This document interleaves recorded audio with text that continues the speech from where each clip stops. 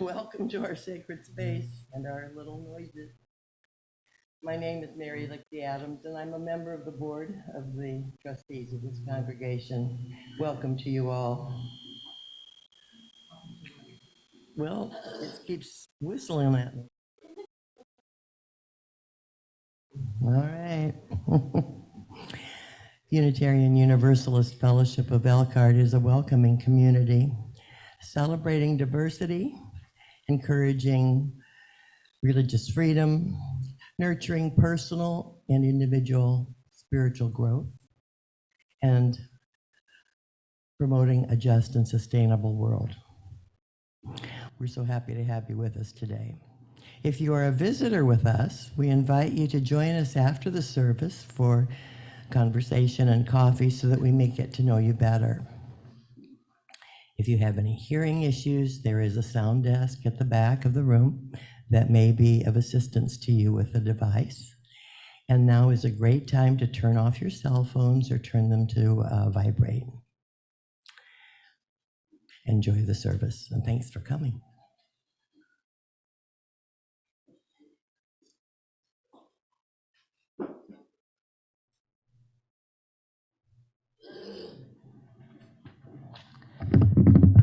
Good morning. I'm Judy Darnell, and I have a fellowship life. I must apologize because Mike and I were out of town over the past couple of days, and I forgot to do my announcements, but I come in and people start handing them to me. The first one's from Chuck.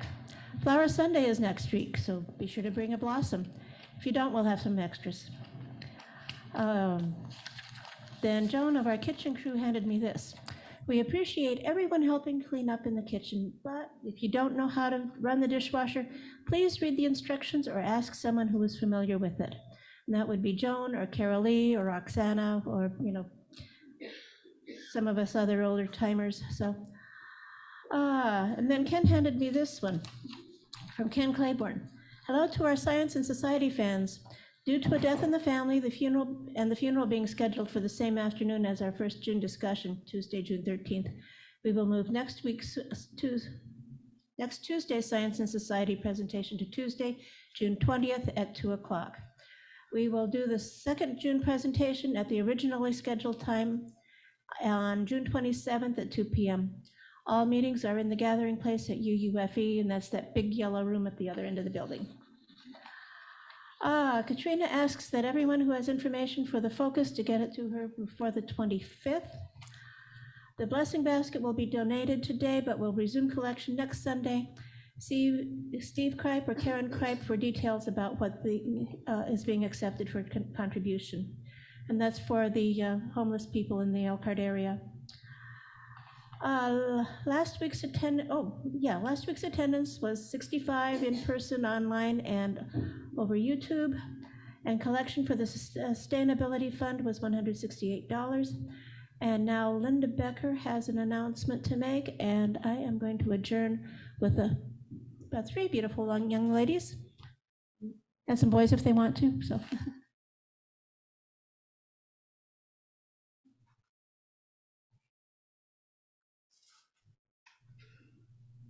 Good morning. I have an update on the Learning Center. We've had volunteers over the last several weeks, and the doors on the inside of the house have been cleaned, and the sill plates have been cleaned. All the gardening around the perimeter of the house has been done, although there'll be more to do in the fall. And thank you to Carl Rust, who I don't see him right here, he power sprayed the entire house. Other volunteers were Ron and Linda Gill, William Becker and myself, and Oksana, and everybody's been putting in a lot of time and hard work.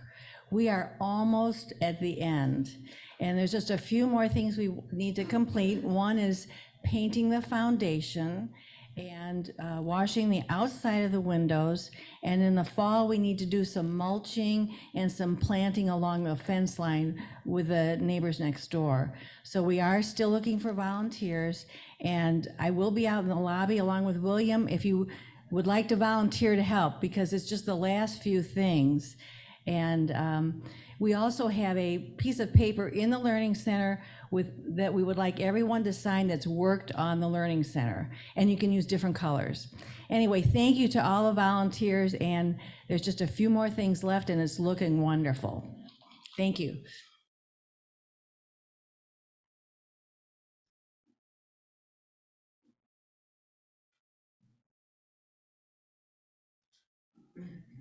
So if I tilt this down for a moment.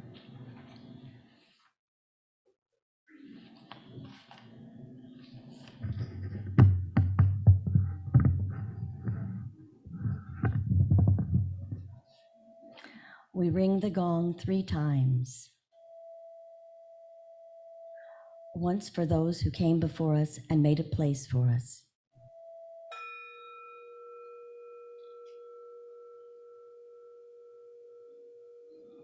Once for those who are here now.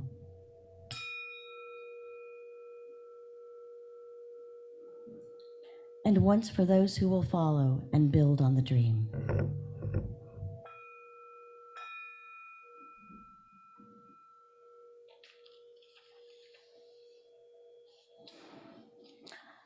Our chalice lighting today is written by Vance Bass. Every day brings struggle. Every day brings joy. Every day brings us the opportunity to ease the struggle of another, to be the joy in someone else's life. On the gift of this day, may this flame remind us to carry our light to each other and to the world.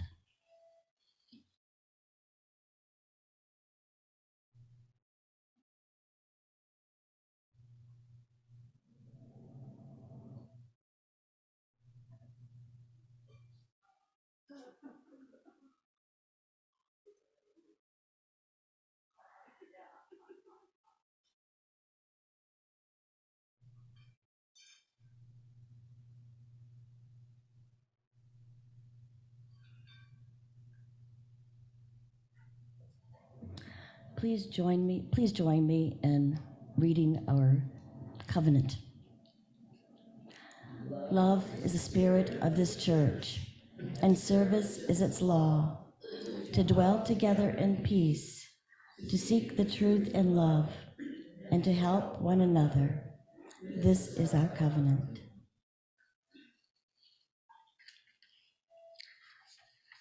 Our general order of service today is pared down because we want lots of time to hear our speaker and ask questions of her. So our offering will be collected shortly. We are sharing our loose plate offering with Church Community Services. And if during the offertory you want to sing along, you're welcome to. Generously have we been given, graciously may we, generously may we give, and graciously may we receive.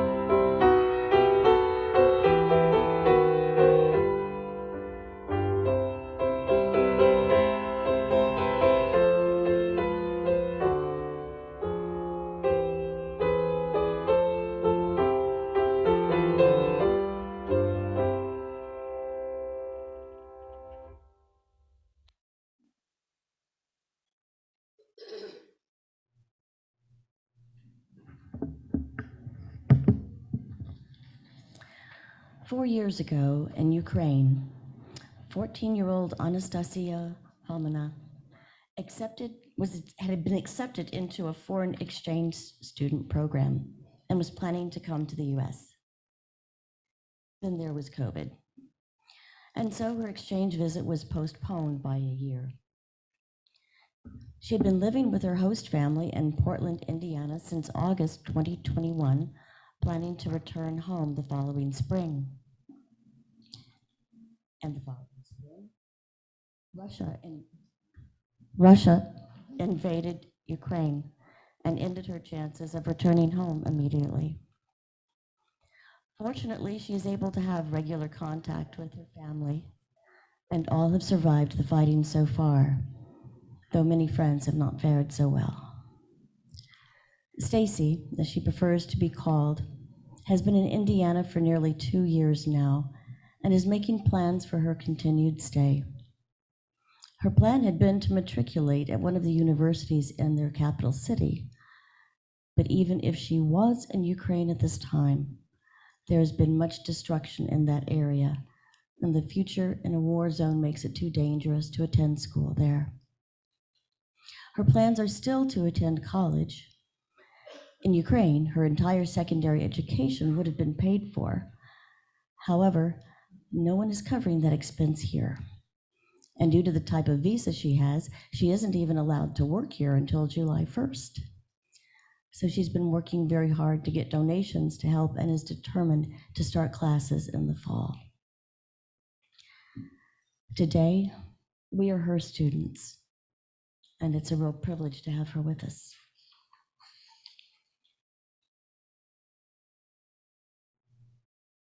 Okay, I'm a little nervous, so you just need to understand.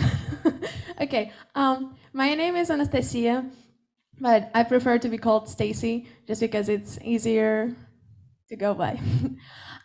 As you know, I'm from Ukraine, and today I would like to share about my country, about my culture a little bit, maybe things that you don't know yet and would be interested to know. And then after the presentation, I would like to share my story, and I would be willing to answer all your questions. Okay, so Ukraine is the country in Europe. All right, so Ukraine, can everybody see? I don't know. Yes? Okay. Ukraine got its independence on August 24th, 1991, after USSR collapsed. Ukraine borders with Russia, Belarus, Moldova, Poland, Hungary, Romania, and Slovakia. And the seas that frontiers with is Turkey, Georgia, and Bulgaria. Also Ukraine, all right, sorry. Also Ukraine is the geographical center of the Europe. Ukraine consists of 24 regions and Crimean Autonomous Republic. This is Crimea right here. And some of you might know that in 2014, the war started and Russia occupied Crimea.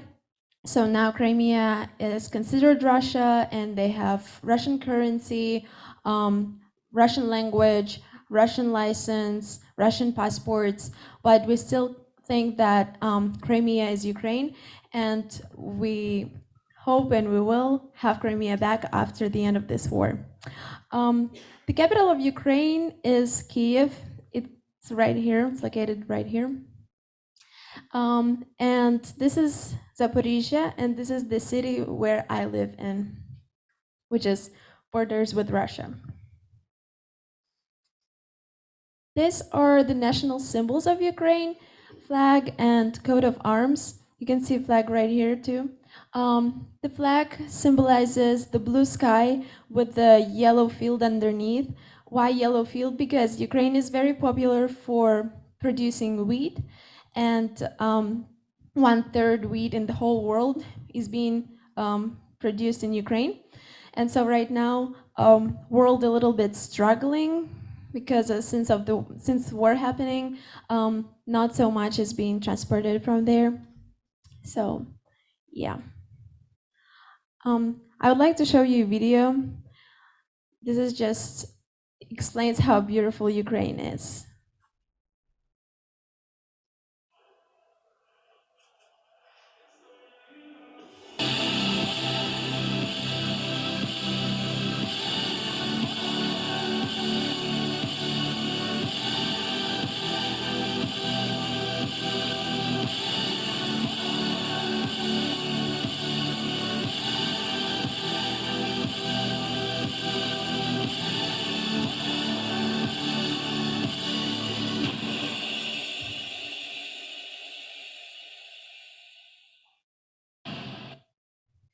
And now I want to talk a little bit about the war.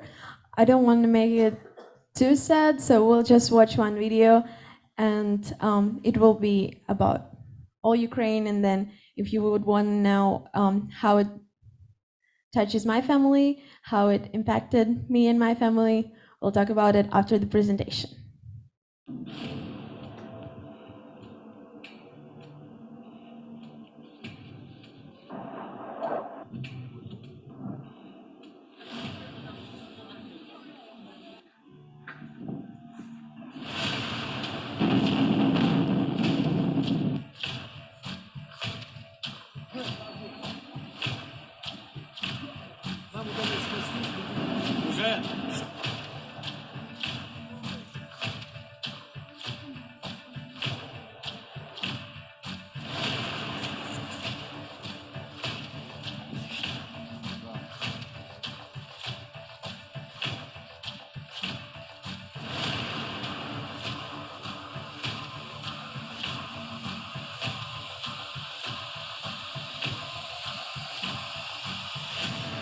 Владимир Путин. Обращаются к вам дети Украины. Отзовите свои войска. All right, so it was a little bit of sad part, but now we'll move on to be happy. Let's talk a little bit about traditional Ukrainian food. I love Ukrainian food, I miss Ukrainian food, and I love cooking Ukrainian food. So those are some pictures and examples of my food. On the left corner on top, this is vareniki. You also call it here pierogi.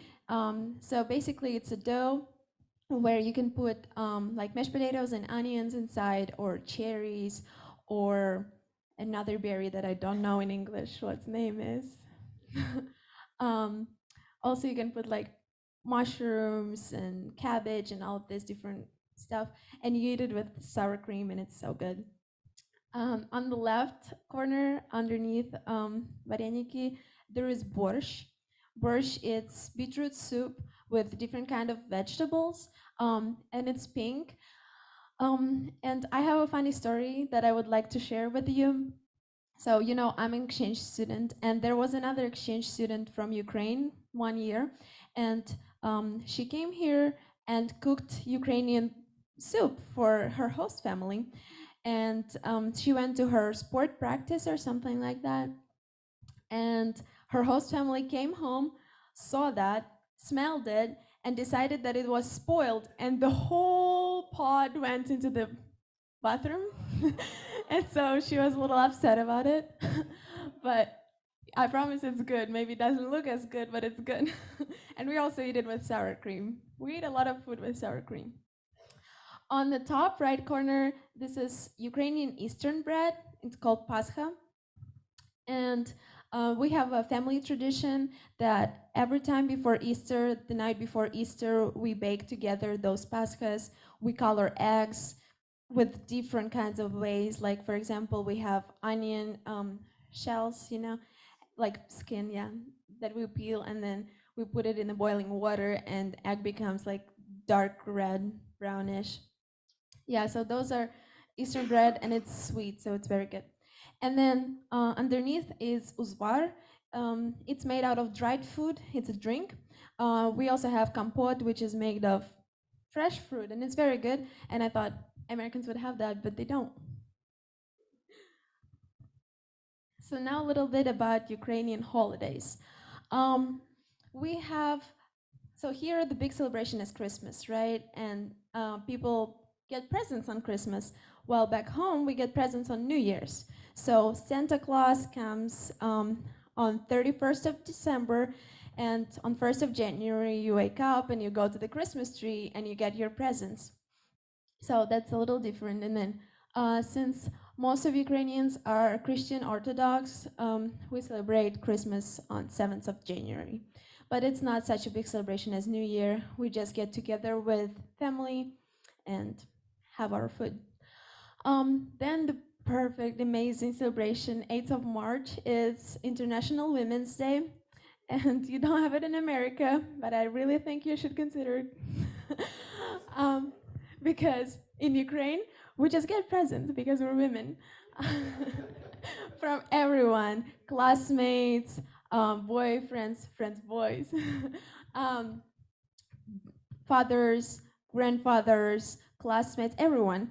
And we even have a concert in our school for teachers who are women. Boys are just like presenting like dances or singing and giving gifts to teachers and also their girl classmates. So it's very fun. And then Easter, it's various, like every year it's different. Labor Day is 1st of May. Victory in Europe Day is 9th of May. It's when we celebrate the end of World War II. 12th of June is Trinity, and 24th of August, as I said, was Independence Day. Now a little bit about my city. This is Zaporizhia, and those are some pictures at night, and I really love those pictures. We also have the longest dam in Europe, and it's a bridge from left side of the town to the right side of the town. And I don't know if you heard, but recently one of the dam in Ukraine was blown up, and the city was flooded, and a lot of houses actually started to travel, and they appeared in like 2 cities away. Yes, thank you. And yeah, there were just incredible videos with houses floating and cars floating, and they found a dog on the door, like sitting on the door, and was alive, and it was traveling this whole time, like it couldn't escape, but they saved him, so the dog was all right. And another funny video was where dog was swimming like from one safe place to another, and the squirrel was sitting on top of his head. It was so cute. But yeah, we also have a dam, and it was ruined during World War II. So, but we recreated it, and it's the longest one. And I actually was driving through this every morning to school and to my grandma, because we live on separate, like different shores. Yeah. Okay, now I want to talk about differences between Ukraine and America. The ones that I noticed and was the biggest for me. So those are Ukrainian churches, and we always have gold on top. I don't know why. I don't think there is a reason, but every church would have gold on top if you would see them for sure. So those are how they look outside, and this is inside. I think it's very gorgeous, and yeah, we usually go to.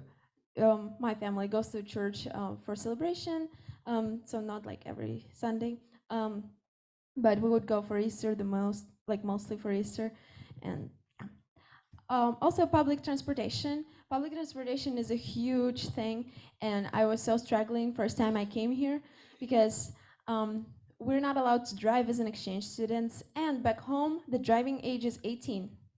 Also drinking age is 18, but driving age is 18, and not everybody has cars, and even when you're 18, you don't go and get driver's license. You usually wait a little bit, maybe you'll get a driver's license, but you can't drive because you don't buy a car, it's very expensive.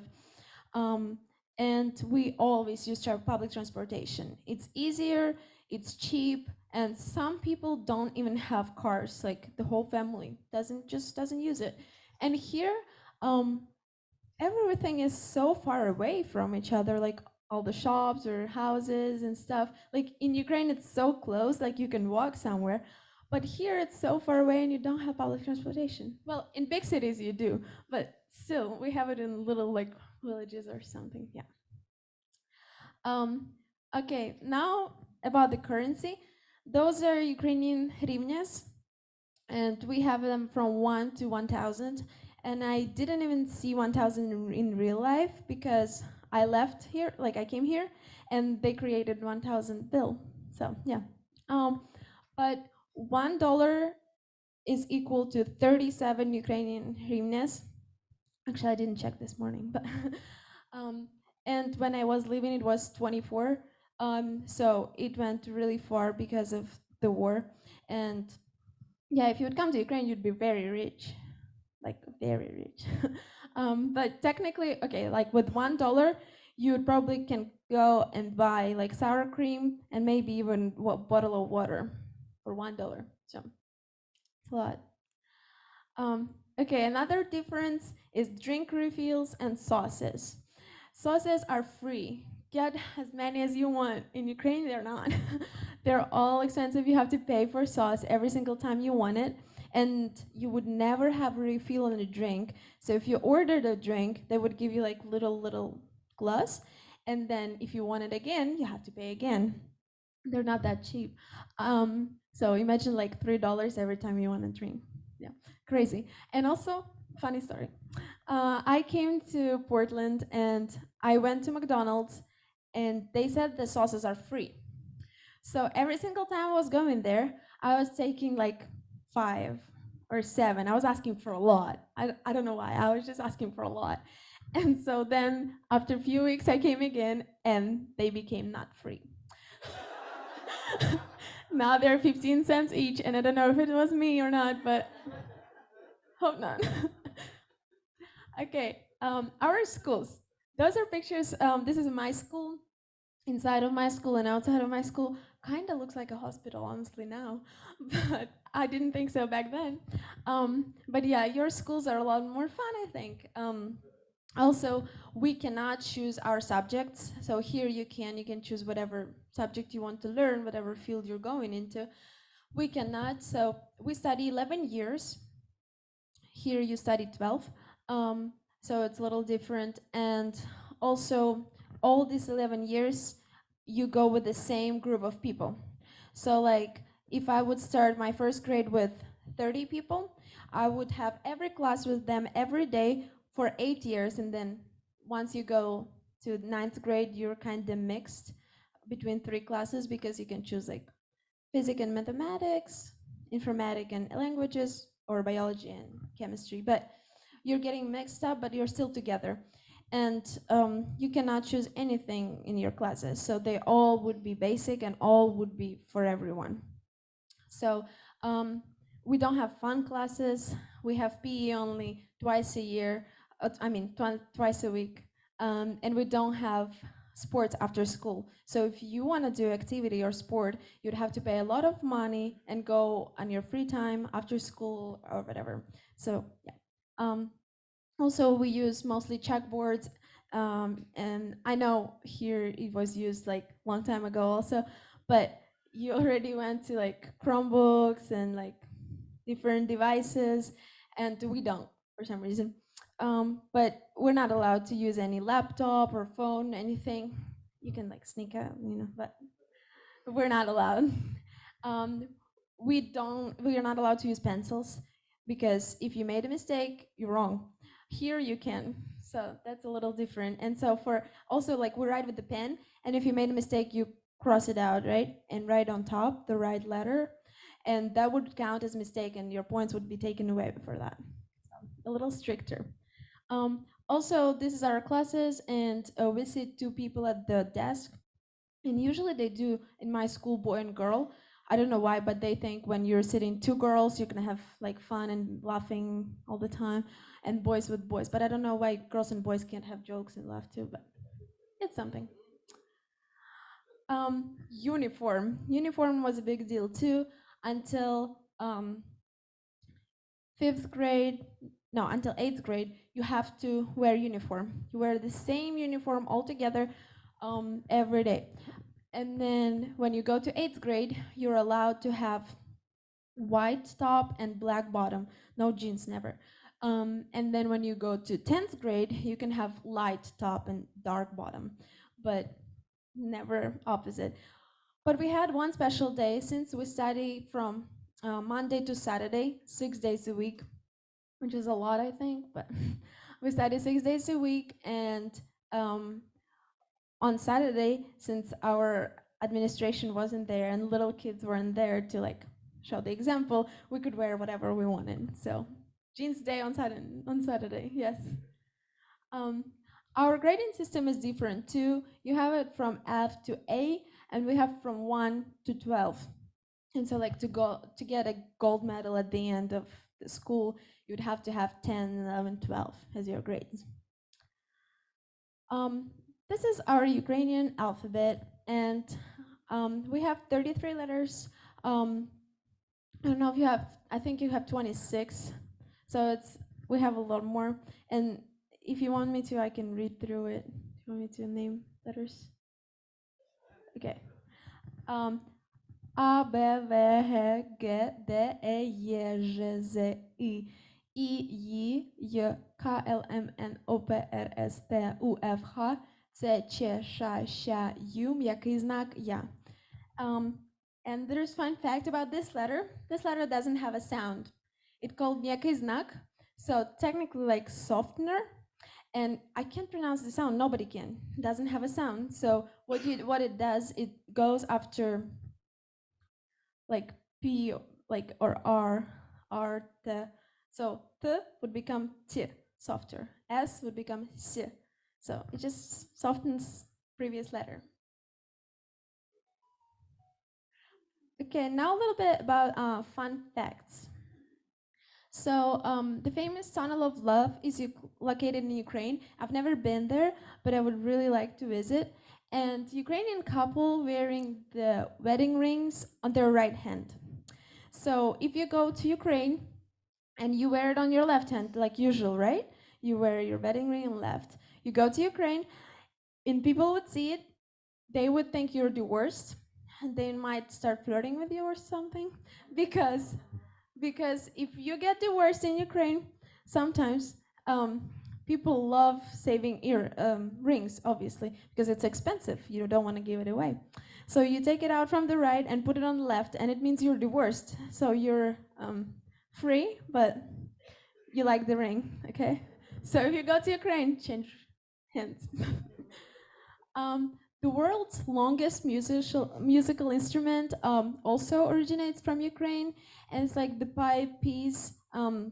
It's called trembita, and it's like very, very, very long and heavy. And usually men play it, and they like put it up, and it's very heavy. And they're like, to do. Well, I don't know, but yeah. Also, McDonald's in Kyiv, which is capital of Ukraine, is reportedly one of the busiest in the whole world. And it was interesting because I was coming to America and I was expecting McDonald's to be like much better than in Ukraine, right? Because it was originated here and like, yeah, it's gonna be so good in America. It isn't. Guys, I'm just telling you, in Ukraine, like fries taste like potato.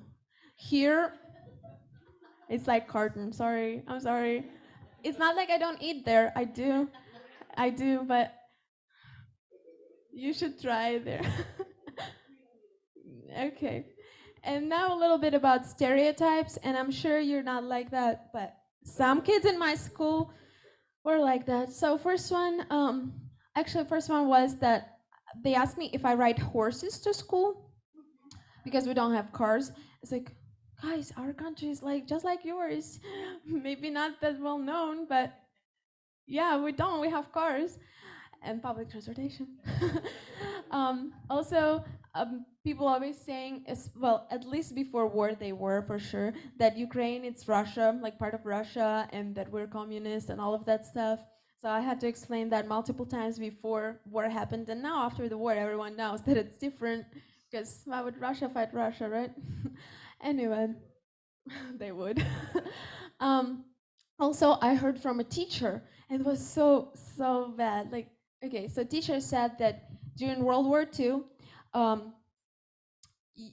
Putin, well, he didn't exist, but anyway, she just said that Russia was supporting Hitler and Russia was fighting together with Germany.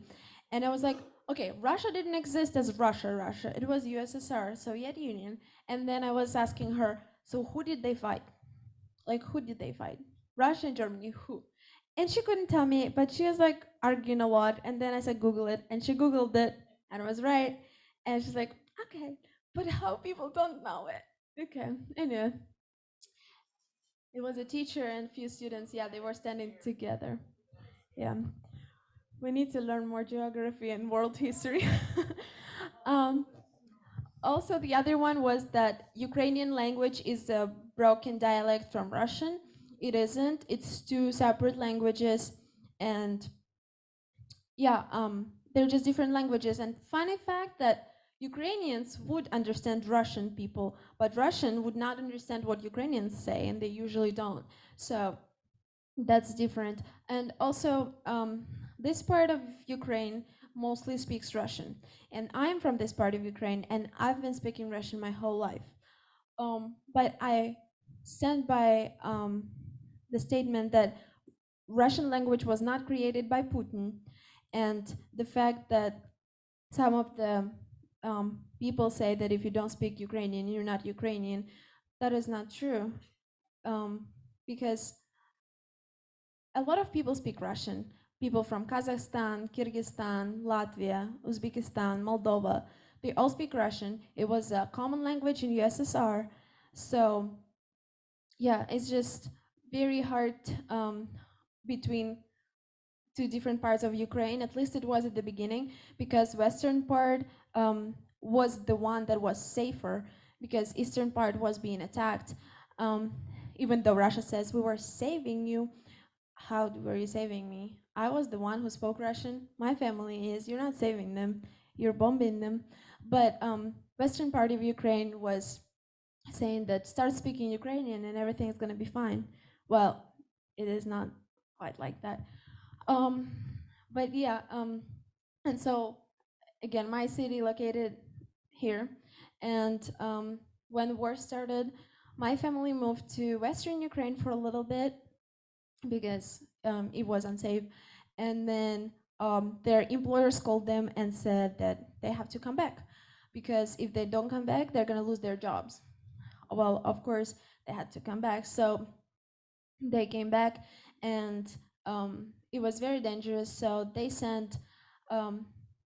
Okay, my closest relatives are mom, dad, sister, and grandma. So they're sending my sister and my grandma with my aunt and her children to Switzerland. Okay, and they're living with people that we knew. They are not related, but their relatives are our relatives. Okay, and so they've been there for a while, but unfortunately, the war showed the real part of my father's side family, and my aunt and the person who let them live in this house, they were treating my grandma and my little sister very badly, and they were in a lot of arguments with them, even though my grandma didn't want to argue back, and she never have. Um, One of the like easiest examples was that they decided to all put the same amount of money for food, right? Which is good, understandable. And then one of them would go to the supermarket and they would be buying like wine, and which my grandma and my sister don't drink wine, and like very expensive like coconut milk, or like very expensive stuff that my grandma and sister don't eat, don't use. And they were buying chocolate and they were hiding chocolate from them and all of that. But this is just like the least from everything that happened. And then one day they basically just told them to leave. They said, well, my mom called and said, hey, why are you being like that to my mom, to my daughter? Like, we're all family. Like, what are you doing? And they said, well, if you don't want them to be here, just come and get them at the border. We'll be there tomorrow. So they just sent them back to the war, and my other grandma supported them, which is my father's mom. So we don't talk to this part of the family anymore. And that was unexpected kind of thing. So yeah, yeah. And they came back to Ukraine. Well, the second day they came, the next day after they came, the bomb fell right near my mom's work, and the ceiling like fell on, like the things from the ceiling fell on her, kind of thing. She came out of her building, and she saw like all windows were out of the buildings. She saw people that were injured. She saw like bleeding child and everything. She had to call, well, 911, but yeah. And after that, she realized that it was so scary and dangerous. So they sent my grandma and sister again to Switzerland, and they lived in a refugee camp. If you've seen the recent movie Swimmers, they were living in the refugee camp. But anyway, yeah, so they had to live there for a while. They had like curtains and 10 people in one apartment. Well, it is an apartment, but in one area. And then they got moved to the apartment near the school. And so now everything is kind of good.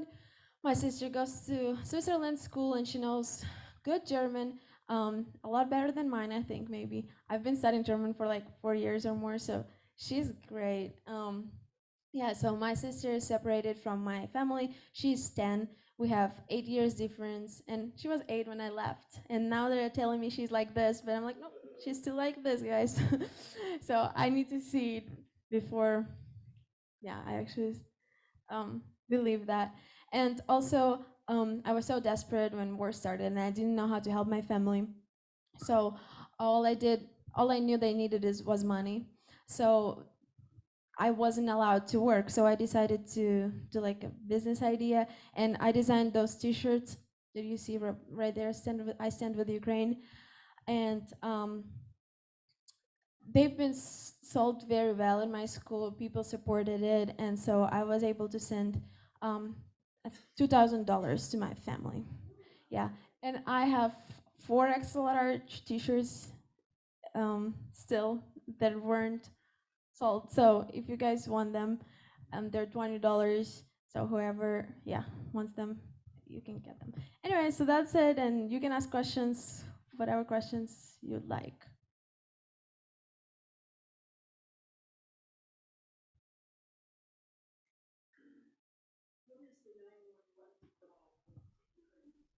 Like the number? Yeah. 103. Well, okay.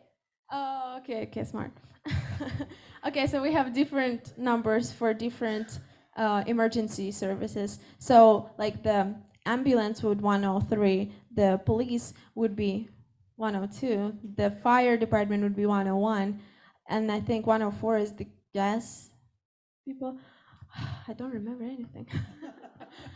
Thank you. Yep. Okay. Are you able to freely communicate between yourself and your family in Ukraine? Yes. Right now, yes. A little bit ago, it was hard because they wouldn't have light for 6 hours, and then 3 hours they would. 6 hours without light, and 3 hours they would. And that was creating also problems for them to eat because they couldn't like heat the soup. So one time I called, and it was like still light. They still had light, and they're like, okay, let's heat the soup until light is off, and light turned off. And so they had to eat the cold soup like near me. But yeah, so I can communicate right now, and my program actually allows us to talk only 1 hour per week. So that's what I've been doing for 2 years. But my host family is more like open, and they're like, you can talk as much as you need, like we understand. But they don't have too much time. I don't have too much time. So one time I was on the call with them, and the missile fell 0.4 miles away. I heard like the siren turned on, like the warning alert, and I heard them run. And they're on the phone with me, and they ran into the. Well, we don't have shelter. They wouldn't make it to the basement because they would have to go outside, and it's like 2 seconds thing. But how do you call like hallway? Yes, like the hallway between 2 walls, because it's the safest between 2 walls. And they sat there, and I heard like the boom sound, and that was crazy. Like that was scary. And I was like, guys, are you okay? Like what's? Oh yeah, we're fine. It's all the time like that. I was like, okay. Okay, go ahead. Well, Okay. I've got the microphone, and I'll pass it away here in a minute. My wife is Ukrainian, and I'd love to hear the two of you converse. So We were. no, don't just shout it out. Get on the microphone. Here it comes. Her Ukrainian is so good. It is amazing.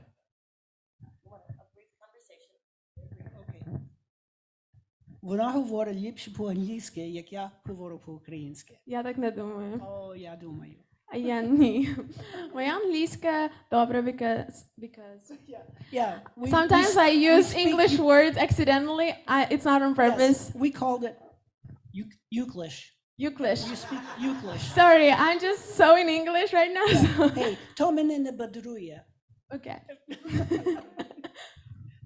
I just said that doesn't bother me, but Yep. I use Badruya as bother because there's not an easy word. She uses some words that I forgot, like I wouldn't use them, and now she says it. I'm like, oh my gosh, this word exists. Yes, so good.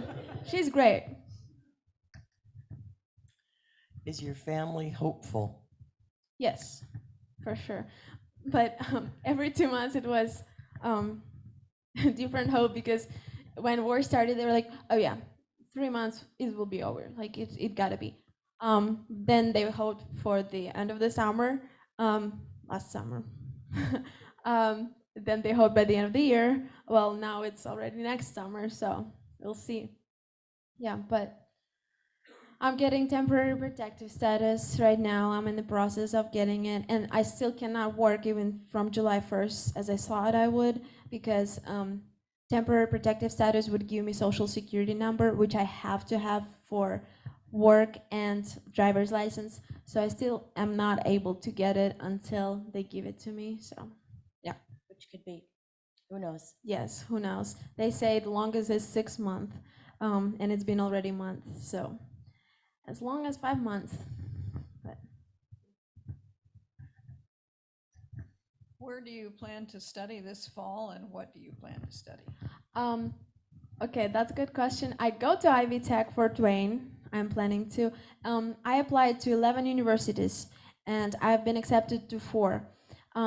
I was accepted to Simmons University in Boston, Drexel Corporation in Philadelphia,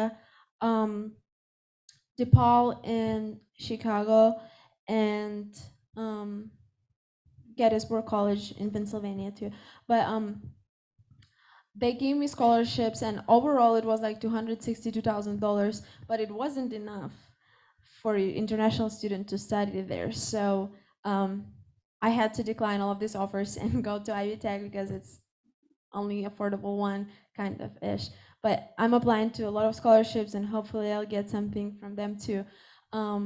And I'm gonna study cybersecurity.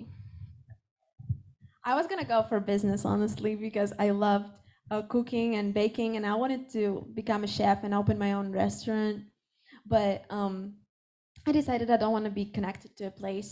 I want to be able to travel, to work from home, and yeah, cybersecurity became a good one. We're gonna need you.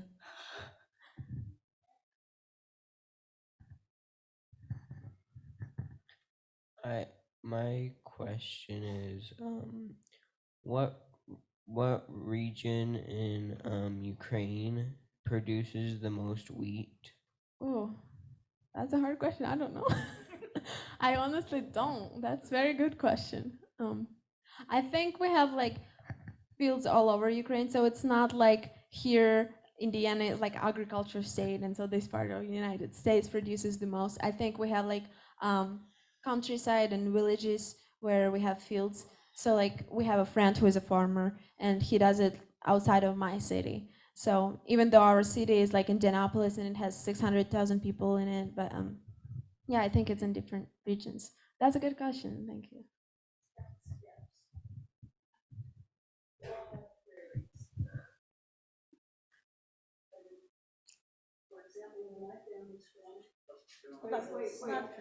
Hold on, if you're gonna say something interesting, we want to hear it. They have the steppes. It's broad prairies like we have in Kansas and Oklahoma and those places. And the towns, like, for example, where my family's from is a small town, probably 40,000 people, about the size of Goshen maybe. And all around are fields. And my mom used to walk to other smaller villages that are, just a few families. And she would walk through the wheat fields. And when she came here, she didn't know what that stuff was that was growing because it was so short. Because in Ukraine, she said the roads were built up And to get into the field, you'd have to step down about 2 feet. And the wheat was really tall, and you could walk down the street and you couldn't see the person. And so when she got here and they have this short wheat, she didn't know what it was at first, but it's just a different type of wheat. So it was the breadbasket of Europe.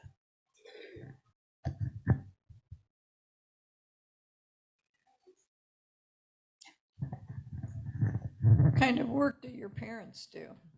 My mom is a translator from English to Ukrainian, actually.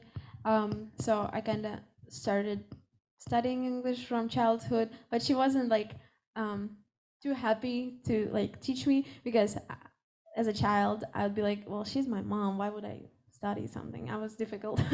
But yeah, and my dad is how to say it? He's working on the wire factory, they produce wire.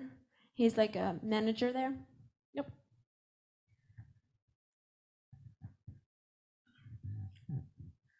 Well, Stacy will be with us after the service. If anything else comes to mind, you're welcome to ask or just talk with her and listen to her beautiful voice. Oh, we have another question.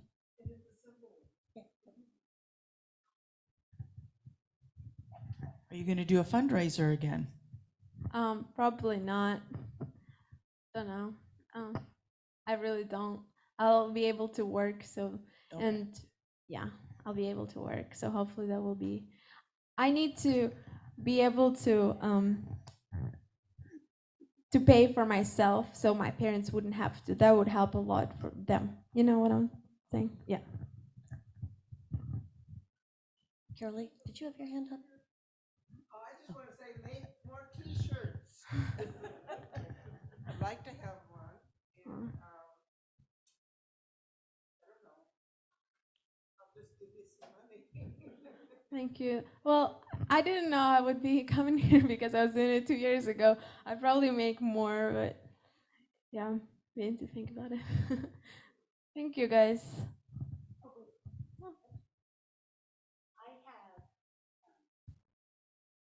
I have the privilege of loving this girl. I am not her host mom. I'm just one of the host moms that fell in love with this girl. So for 2 years, I have just loved and loved and loved on her.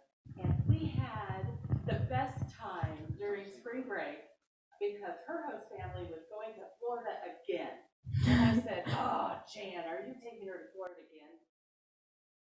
And she said, I am. And I said, okay, I'm taking her to Arizona. You're going to give her to me. So we went all over Arizona. I had lived out there for 11 years. So we went to Vegas and Arizona and just had so much fun. Oh, my goodness. We Grand Canyon. Yes, Antelope Canyon was so beautiful, so good. So we had a great time. So this is like my girl once removed. I have in my car letters that would give you an opportunity to donate. So it would give you an opportunity to go through Venmo or PayPal or just mailing addresses where you could mail a donation. And I'm sure Jenny Elwood and Phil would be willing to collect anything and get it to Stacy as well. So we do have opportunities for you. She's just not going to walk away and you wouldn't be able to see her or find her again. Yeah, and she's planning to attend college in Fort Wayne, so we might just see her back here again sometime just for fun. Oh, one more question. Okay. I guess you get the last word, Phil. Here in the last 10 years or so, more and more young people your age and even older are now staying and living with their parents for years. Is that the same thing that's happening in Ukraine? Are there many, many kids who are adults, but they're still living with their parents? Honestly, it depends on the person, but we're not allowed to, nobody goes to work when they're 14, 16, whatever. Here, everybody works, Back home, it's not like that. You usually work during college or after college because, again, you don't have to have money to go to college if, well, I'll say if you're smart, but it sounds bad. But if you studied in school, you can pass the exam that will give you opportunity to go to college for free. So for me, it would be free. And if you go to college in another city, then you'll move out of your house, so you won't live with your family. If it's in your city, you'll live with your family, and they usually do, yeah.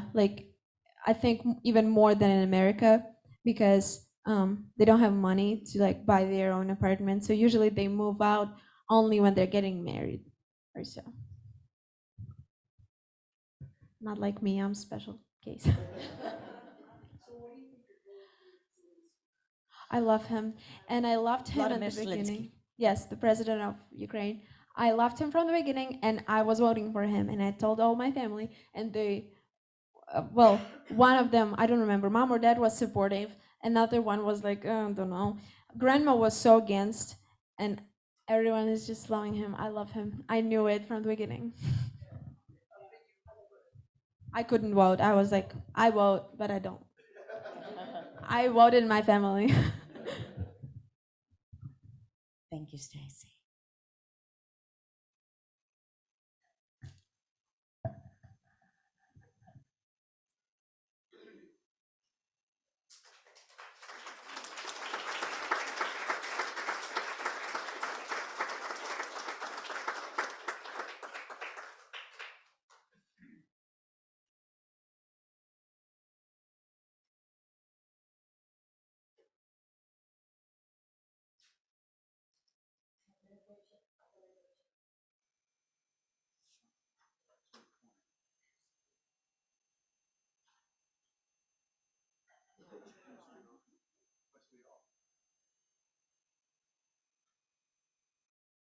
Okay. Our benediction today comes to us from the book of Micah. They shall beat their swords into plowshares and their spears into pruning hooks. Nation shall not lift up sword against nation, neither shall they learn war any more, but they shall all sit under their own vines and fig trees, and no one will make them afraid. Let us sing together our postlude. This is my song, number 159.